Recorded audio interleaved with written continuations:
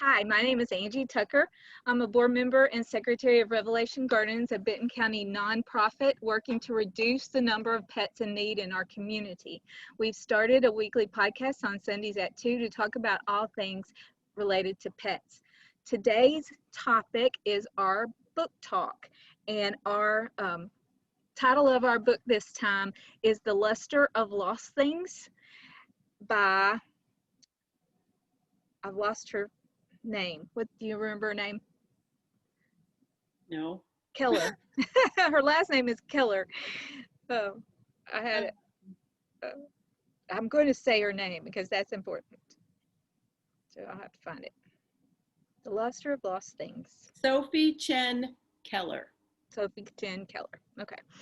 So this is funny. So the way I want to start this conversation is I'm choosing books that sometimes are really about animals and sometimes only have an animal as a character, and kind of going with it that way, because I want to talk about how animals are such an important part of our lives that people who write books and include the animals in the storyline some way, to me, they understand what it means to be a pet owner. So this book doesn't have a lot to do with dogs, sort of, but sort of it does. You want me to start over? No, it's okay. I'm getting a better connection. You're good. Okay. Continue. And so, on. I'm sorry.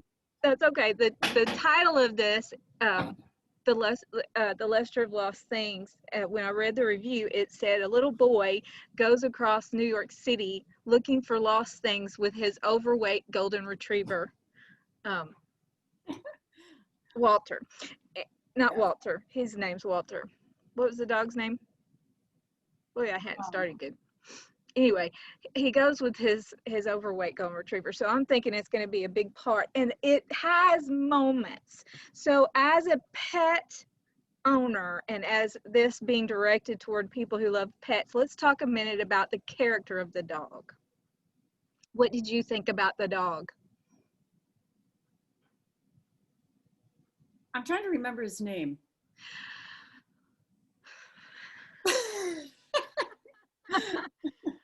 That was my favorite character. So one of my questions is, who is your favorite character? And we'll get his name in a minute. What I loved about the dog was, first of all, this little boy has a handicap and he does not feel accepted by people. And what's really interesting, his handicap is a real handicap that she researched. Yes. And it's where your mind doesn't make the connections. You know what you want to say, but you can't make your muscles of your mouth and your lips and whatever say the words. And so he has sort of withdrawn into himself, because the scene that was terrible, that was what made him withdraw into himself, was when he was in kindergarten, a little girl started picking on him and he couldn't talk. And so when the teacher saw all the kids got around him, started making fun of him, the teacher saw it, she comes over and the little girl bursts into tears and acts like he's the one that's upset her. And so he's trying to explain and he can't get the words out. And she says, "You're just making it worse. Quit talking." So he takes that idea of, you're just making it worse, quit talking, for the rest of his life. You know, I'm not going to talk anymore because it just makes it worse. Yeah. The dog, to me, was that character that's like, I don't care if you can talk or you can't talk. You know, I'm going to love you regardless. And two, he had this connection, and so he would look at the dog and it would have the dog's dialogue, like what we do ourselves when I look at my dog and imagine what he's saying to me. Right. And I thought it was perfect. Everything that the dog said to him went exactly where it should go. I agree. It reminded me of the other book that we read, where whenever the dog talked, you know, sort of like a prancy, all capitals explanation. Yeah. But he did kind of the same thing with this dog. And I agree. I thought that he captured anything that the dog would have said at that moment perfectly. It was always right in the moment, you know, and sweet and happy and encouraging. And the dog was almost a wise man kind of character to me, because so on his journey he meets different people, Oh, and the dog is often a door yeah, into them communicating. yeah. And one of my favorite scenes is the homeless man, and he lays down in the homeless man's lap and just lays there for a little while the homeless man pets him. Yeah. And then once the man has calmed down, the dog gets up and goes back to his boy, you know. It was just, Dog. yeah, yeah. I found it interesting when I read back over the little blurb about the book. I never picked up that the dog was overweight. I mean, I didn't. I was like, Yeah. what?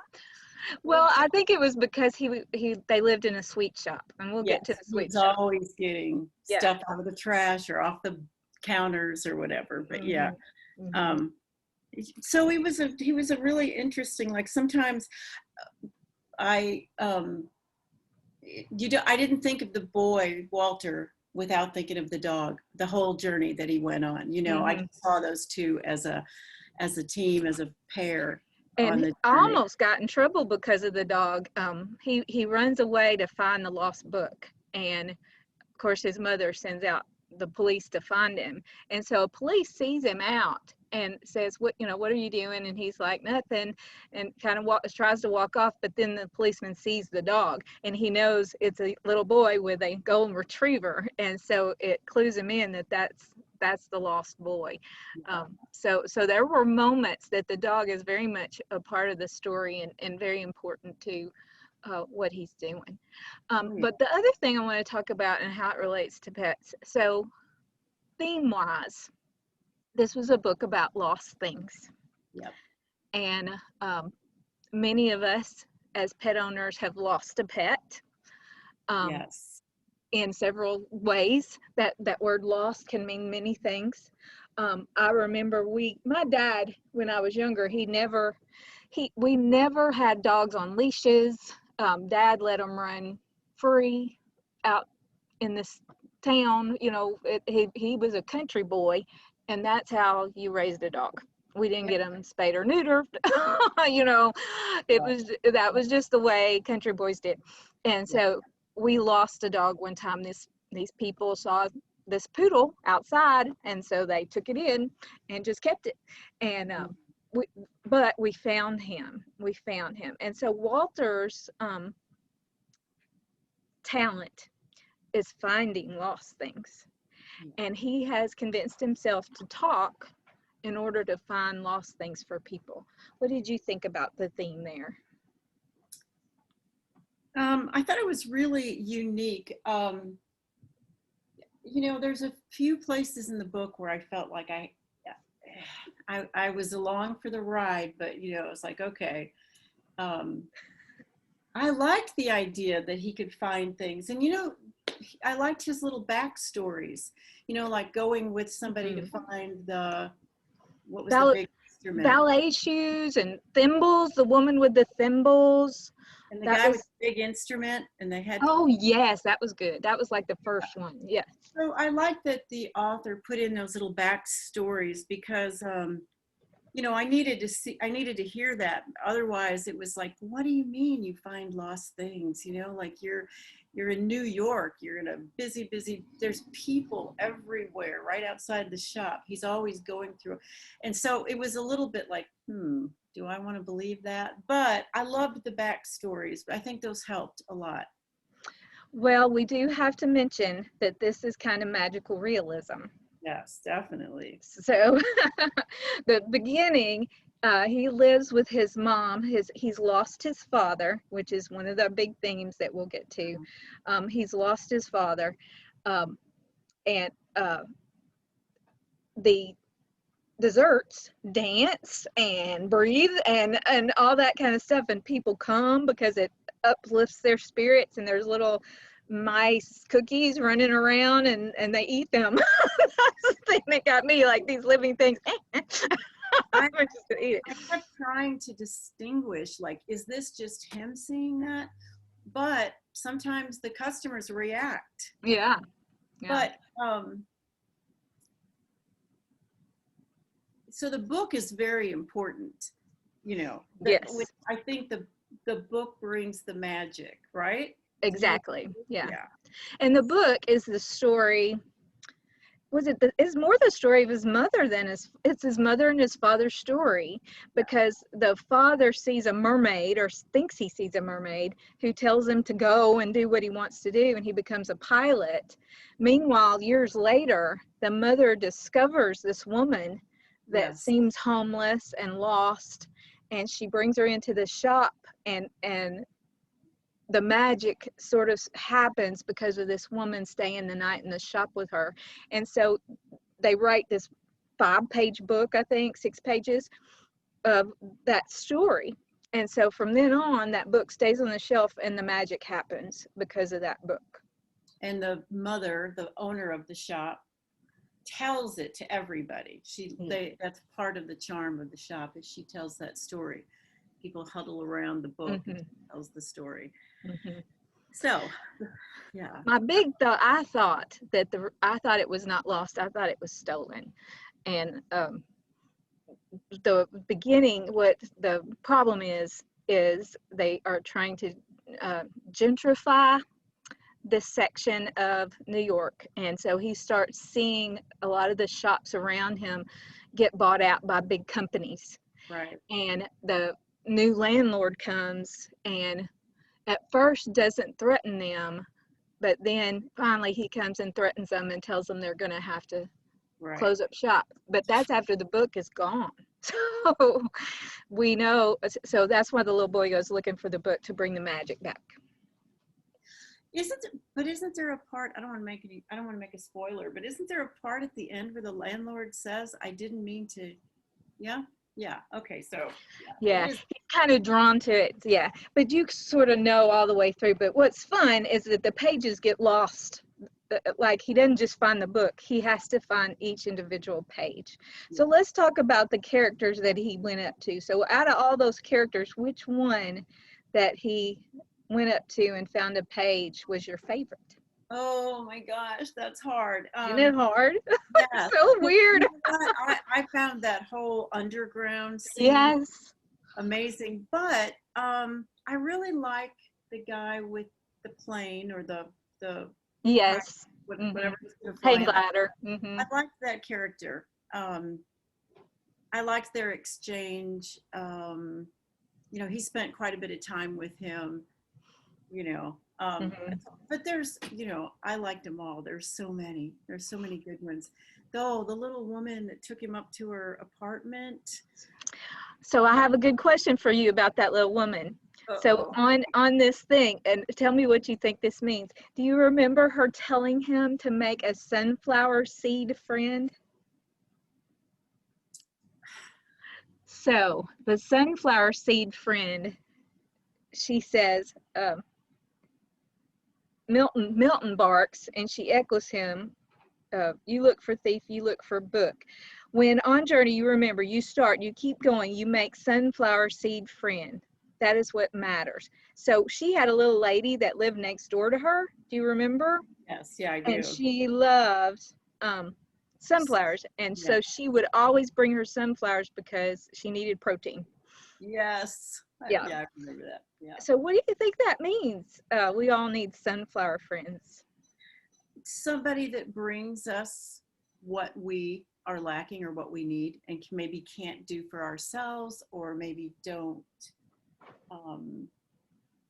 acknowledge that part of ourselves. I think that just means that you have a friend that you can do a service to, or give them something that they need. What do you think? Yeah. Also, I thought too, like, that helps you too. It's like we help each other by being able to give to someone else. Then our friends, we return to each other our needs. And so if you help me, I can help you. And I think Walter finds a friend finally. I loved her. I know. I liked everything about that character. Yeah. Was her name Rachel? Rachel? Why This is am I R. Names. Ruby. It might have been Ruby. Ruby. It was Ruby. It's Ruby. It's Ruby. And so he finds a friend who doesn't judge him, who totally accepts him for who he is. And he's able to help her too, because he thinks she has the easiest life in the world because she seems to have money, she has friends, she has everything that he doesn't want. But we find out she doesn't have an easy life. She has a very mentally challenged sister, and both of their parents are dead, and they're being raised by their grandparents. And so she didn't get paid much attention to because the little girl gets all the attention. But Yeah. she's not bitter about that at all. She never is. She's a wonderful person. Yeah.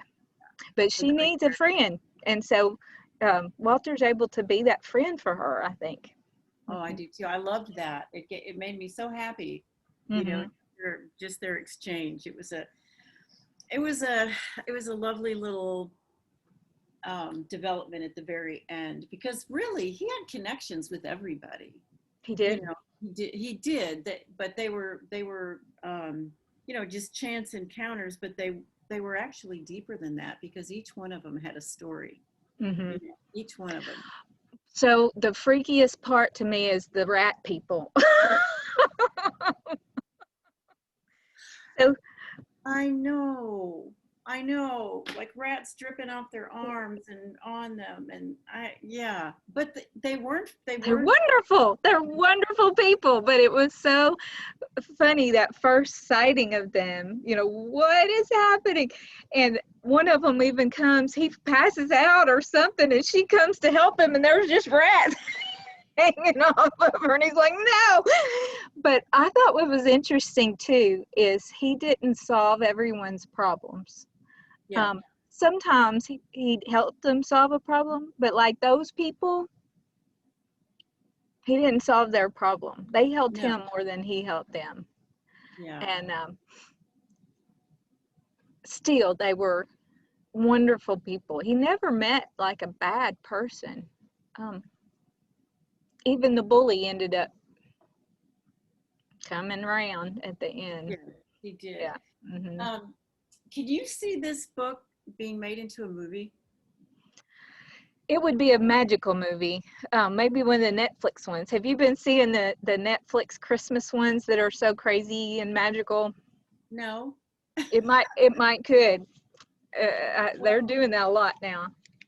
I know you like that genre, don't you? So I love it. Do you think that it worked throughout the story? I mean, you know, it's not my favorite one that I've read. It is her first novel. Yeah. Oh, so ambitious for a first novel. Wow. You know, for a first novel, it's beautiful. It's beautiful. The writing is beautiful. She's a great writer. She really is. But like you said, like what part? You had to take it as magical realism, because even the lost things that he found, there would be luminescence. That's why it was called the Lustre. And so he would see a string of light, and that would tell him that he was going in the right direction. Right. Yeah. But the best things about him finding stuff was the practical things.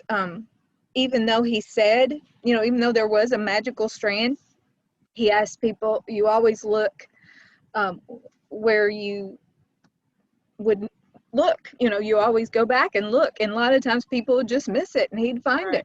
Yeah. But he would take the clues of everything to find it. And one lady, the lady with the thimbles, so the thimbles, he could see the luminescence on her fingers, because he figured out she wore the thimbles all the time. And he said, where did you look? And she said, well, here, but I've already looked and it's not going to be there. And so he looks in the last drawer, and there they are, because she got so frustrated she didn't go to the very last place. So yeah, he has some logic about his his questions and everything. You know, it's a really, now I have to admit that about 3/4 of the way through, I felt, okay, this is going on a little long. Did you have that feeling? I just felt like I almost wanted to, like once he lost him again, but then he had to have that ending where he went up on the hang glider, because that's when he made the connection. He found his father. He found his father by being on the hang glider, because his father was a pilot and loved flying, and so he saw what his father would see, and so we had to have that ending. Yes, absolutely. I thought the ending, I mean, I loved the book. I just felt like there was a few places where it went on, especially, like I said, about 3/4 when he re-lost the pages. Yeah, yeah. Oh, no, I don't know. You're right. Why do we have to keep going? And that yeah, journey to find those pages was one day. one day. So, And underground was less than an hour. yeah.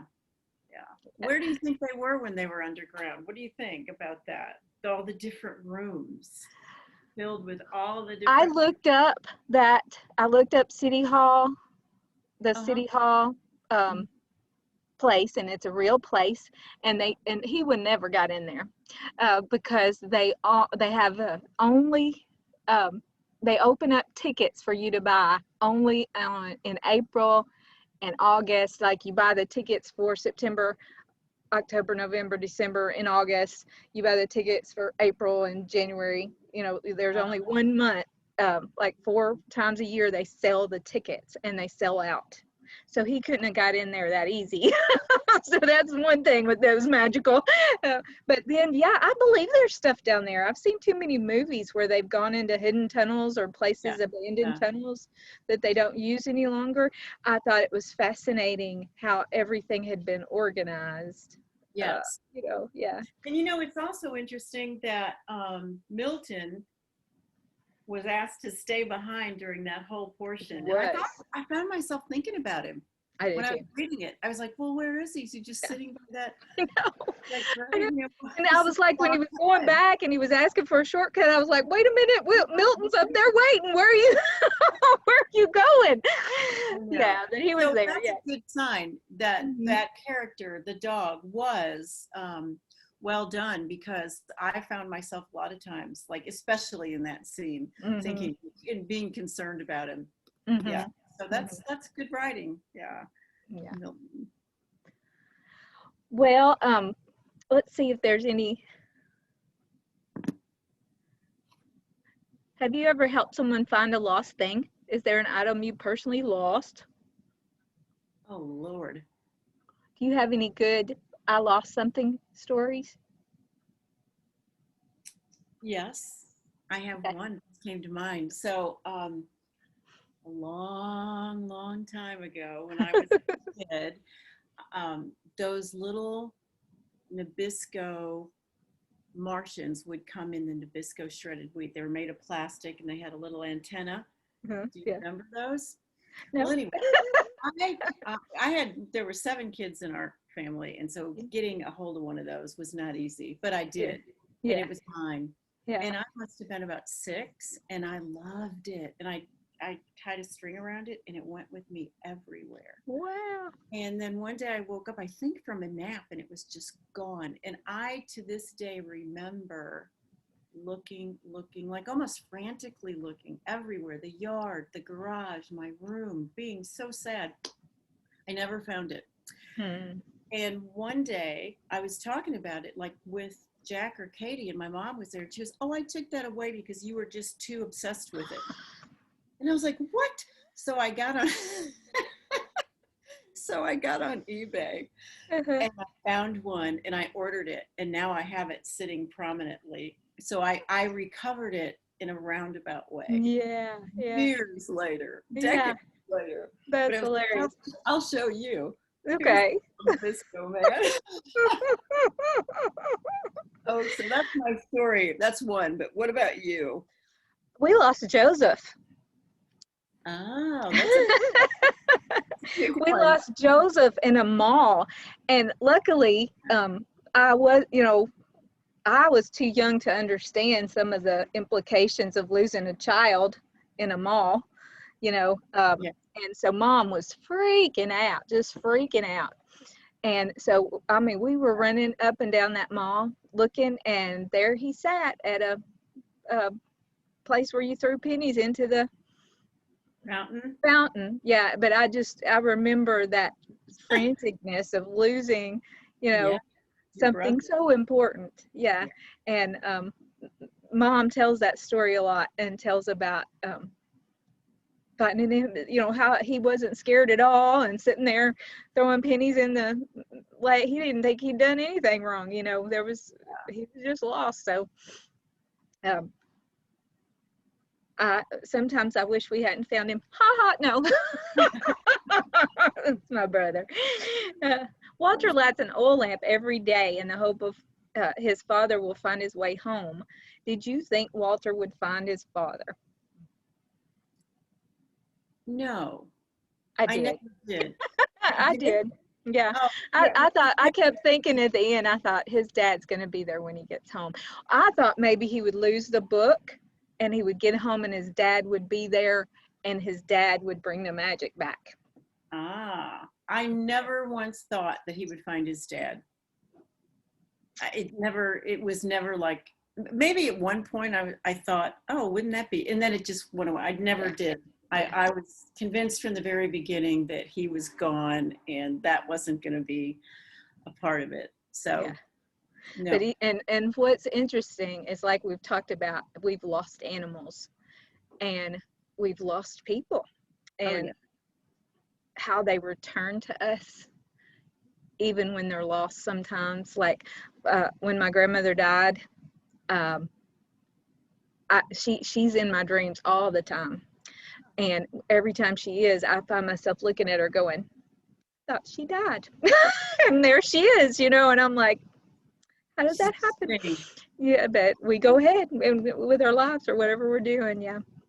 Well, one of the characters I really, really liked, and I just had an affection for, was his mother. Oh, I thought she was amazing. I she's thought, amazing. yeah, I mean, there's never like a big central spotlight on her, but anytime she's there or if she's, doing what she does in the shop or interacting with Walter, Yeah. I just found her to be an amazingly easy to like, kind of magical person. I liked her a lot. So in the book, they interviewed the writer, and it says at the end of the book, it says, they asked her, do you have a favorite character in the novel besides Walter? And the writer says, Lucy. Without her, there wouldn't be an enchanted dessert shop to write about. This is Walter's story, but what we know of Lucy's speaks, I think, straight to the heart. So that was the Yeah. author. Yeah. She meant for her. She was important. Yeah. And even the people that worked with Lucy in the Oh, shop yeah. were great. They were Mm-hmm. great.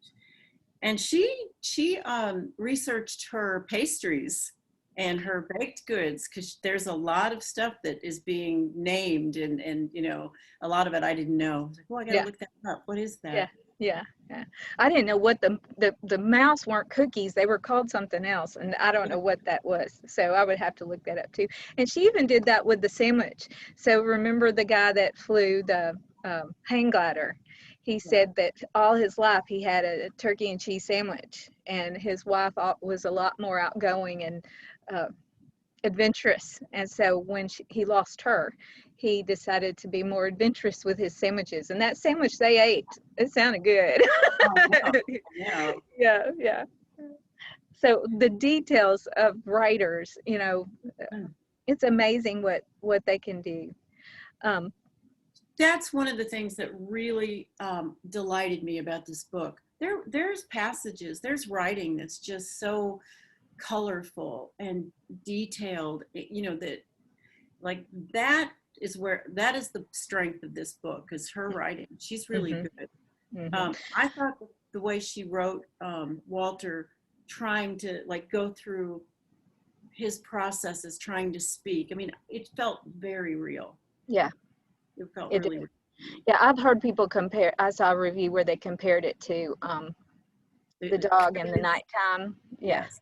yeah, Yeah, I think that's a good comparison, but I think that this writer is better at just detail, and there's no speed bumps. It's what I call it. When I'm reading and it doesn't flow or whatever, I find myself thinking about speed bumps. Yeah. And I always think like this kind of writing, I don't encounter them. I just kind of go with it. It just flows, and it's really beautiful. So here's a question for you about the book then.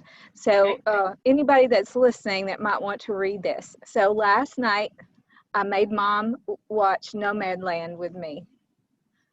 And I know you said you loved it. I did like it. I liked it. Yeah. I mean, I enjoyed it. It was good. It was good. So, so Mom and I watched it, and I could see the artistry in it. Mm-hmm. But then there was a part of me that was like, this is boring. I get it. Mm-hmm. It's a lot of like close-up face of what's her name. Mm-hmm. Face. And a beautiful cinematography. I mean, that the details of that and the lighting, I thought the lighting was very important in it, you know, and I could see the artistry of it. So this book, would this be a book that you think just a random person might enjoy? I think the basic story is really enchanting. I do. I think it's just very unique. I can't think of anything I would compare it to. You know, this is a unique story. I have puzzled over how in the world did she come up with this? Where did this story come from? You know, it's so if you love to read and you love good writing and a good story, yeah, I think so. I mean, I think I would recommend this book. I think it's delightful. Yeah. You know? I'm thinking about, thinking about my book club that I meet with, and like some people like those, you know, plot strong books, and this was much more of a character study to me, but it was a journey story. It's a journey story, like the Odyssey, you know. Yeah. So I don't know if everybody I know would love it. And also, like I said, if you're wanting to see a book that has a lot to do with animals, this one didn't have a lot to do with animals. It just had a really good animal character in it. Yeah. Right. So I'm going to use that to transition a little bit. So next time we are going to read another book, and this one is animal centric. And if you are in our enjoy our book clubs, you might want to read it with us. But it's called What is a Dog? And it's a memoir by a woman named Chloe Shaw, and she loses a family dog, and it devastates her so bad that she decides to go off from her family for a little while with just her dogs, her other living dogs, and kind of ruminate on it. It has been very well reviewed by some very important reviewers, Washington Post, John Irving, the writer, gave it a blurb, and so I think it'll be a very good animal book for us to discuss. Good. I'm excited to start reading it. Yeah, and I'm not sure when our date will be, so we've got a month or two before we discuss it, but good. We don't always have our book picked out, but I saw this the other day and said, oh, that is the book for our book club. So do you have anything else to add before we close? No, I don't. I just, if you want a delightful, fun in many places, this is a fun book, you know, in some places. And I was finishing it up, and Randy, my husband, said, well, what's it about? And I was like, oh my gosh, I don't know if I have time to say it's about finding lost things. But I'm glad I read it. I am. I'm really glad I read it. And I would definitely watch for something else that she writes. I would too. Yeah. So thanks for the recommendation. That was a good one. That makes me think of some people on Silent Book Club. They're always asking for some magic realism, and I think this is a new one I can suggest. Absolutely, I would. All right, so that's our podcast for this week. Thank you, Joann, again. I love talking to you and getting to see you, and thank everyone for joining us today. We would like to extend a special thank you to our sponsors, the Camden Animal Clinic and Fox Sanitation. Through their generous support, we are able to bring you this podcast each week. Next week, we will talk, I don't know.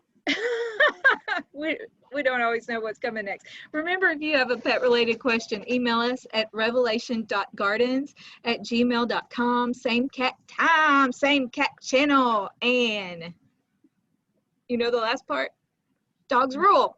Oh, no, I didn't know that. Dogs rule. I know it now. You've met with me twice, at least. Don't remember. I'm on it. Okay. It won't happen again. All right. Thanks, guys, Bye. and we'll see you Bye. later.